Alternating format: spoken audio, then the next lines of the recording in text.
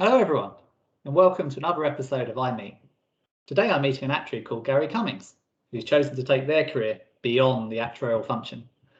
Gary is currently business manager to a chief distribution officer of a large insurer and gets involved in distribution, marketing, and communications.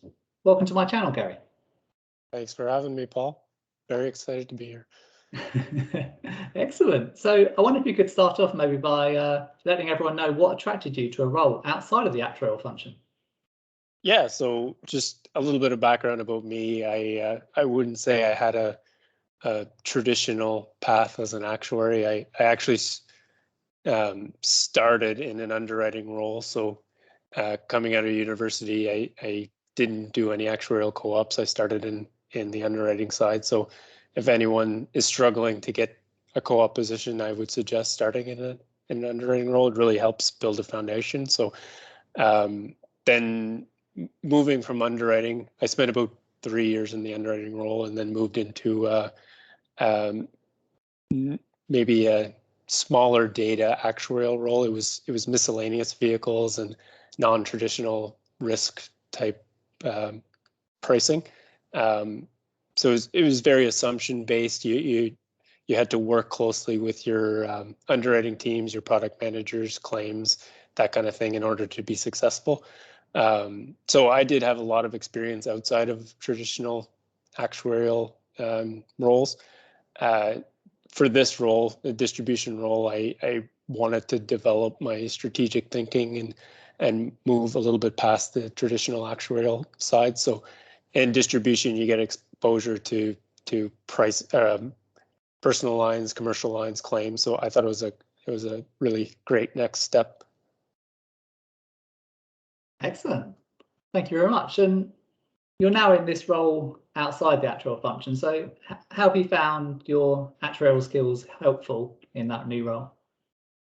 Yeah, so I think in the actuarial exam process, most people really focus on the actuarial skills that you learn, but there's really no other training path in an insurance company that gives you such a broad background to different areas. So when you come out of the exams, you have a solid foundation in pricing, risk, legal, claims, underwriting, finance, economic capital. So you really have a very diverse understanding of an insurance company, and now all areas of the insurance company are moving towards data-driven decision making, and you already have that analytical mindset. So those two together make you a really valuable asset to different areas of the business. So for me, the skills, it's all been about problem solving.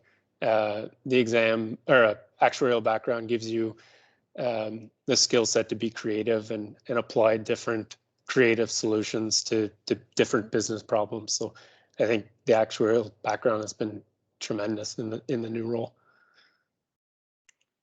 And when you moved into this new role and settling into it, did you experience any positive or negative perceptions about being an actuary? And if you had any negative perceptions, how did you overcome them? Yeah, so it not necessarily negative. It's all been very positive. There's been a few jokes about being a human calculator, which I'm not. But maybe a negative, not so much from other people, but something maybe I more put on myself. It's easy to default yourself as and want to be the data person in your new role.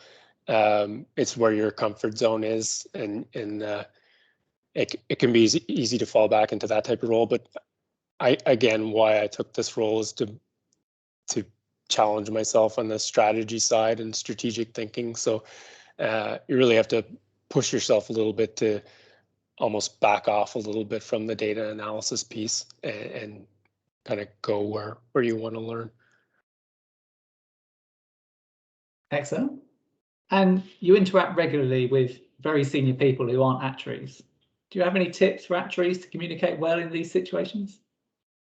Yeah, I mean, actuaries and anyone, but there's probably two main pieces of advice I could give. So one, you really need to have an opinion.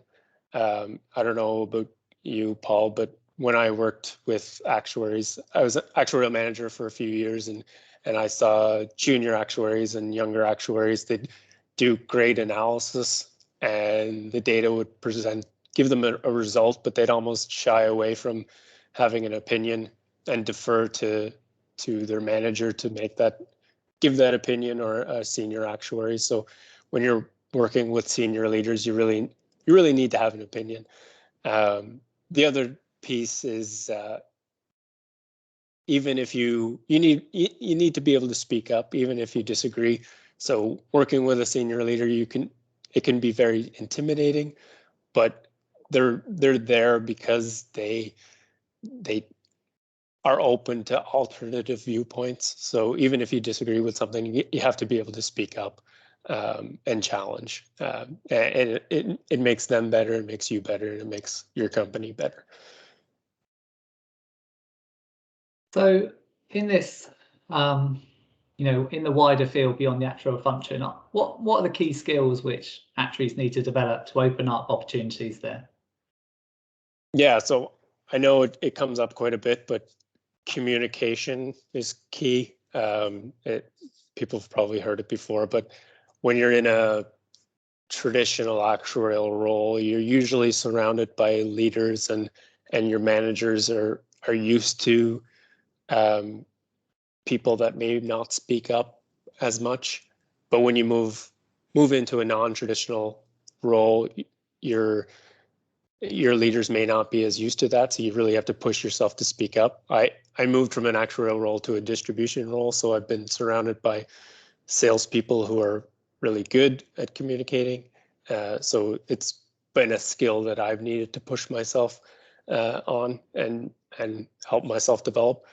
The other piece is confidence. I mean, so often I hear how it's difficult for actuarial students to communicate, or like they really want to focus on the technical skills. But when you move beyond an actuarial role, there's people that are maybe solid communicators, but they may lack some of the technical skills, or the analytical skills. So you just have some confidence. Just because you're maybe not a great communicator now doesn't mean you can't develop those skills and progress your career. Yeah, I wonder, as a sort of follow-on question then, any sort of tips you'd say for improving communication skills for actuaries? For me, it's stuff like this. I mean, I wouldn't have said that I would be strong at something like this, but taking opportunities where you can present. I mean, there's opportunities in your work life to present topics.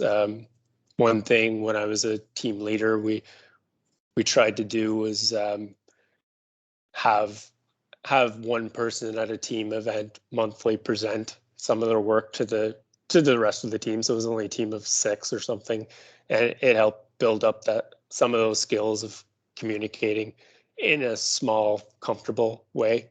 And I think once you're presenting on something you're comfortable, it helps build those skills, and it can improve your communication overall.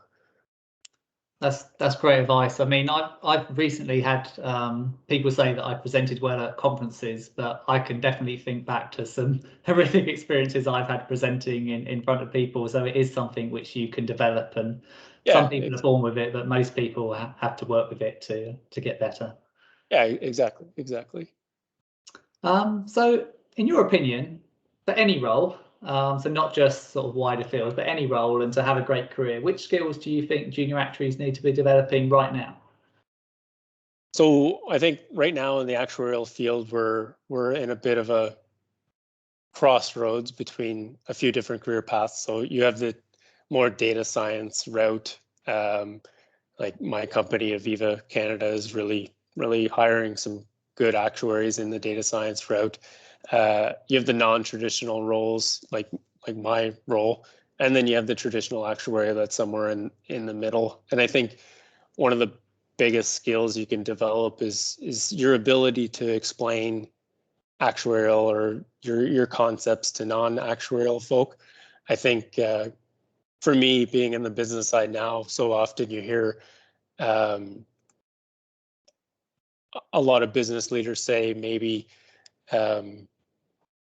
like the actuaries produce the result, but there's not a lot of understanding of where the number came from. So when I was a team leader, something we really tried to push is getting business leaders and different business units involved in some of the analysis you're doing. It's so heavily assumption based that it can be very valuable to you and important to get different business leaders involved in some of the decision making and more comfortable with what you're doing in the process. And I think maybe not so much a skill, but some advice on progressing your careers. One thing I found really useful was finding a mentor. Even if you're not interested in a non-traditional actuarial role, finding a mentor that's outside of traditional roles, I think they can really add value to your career. They can offer you a different perspective that maybe you're not getting through an actuarial leader. And I think it can really help accelerate and push your career forward. Yeah, that's excellent advice. I totally agree with that around the mentor. And there are lots of schemes out there. So if you're a junior actuary, keep an eye on your profession website, keep an eye internally. There are lots of various schemes putting mentors and mentees together. It's a good thing for both sides. So do take up those opportunities if you can.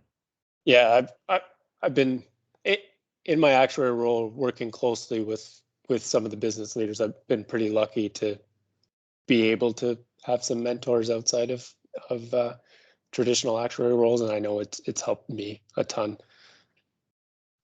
Excellent. Well, thank you very much, Gary.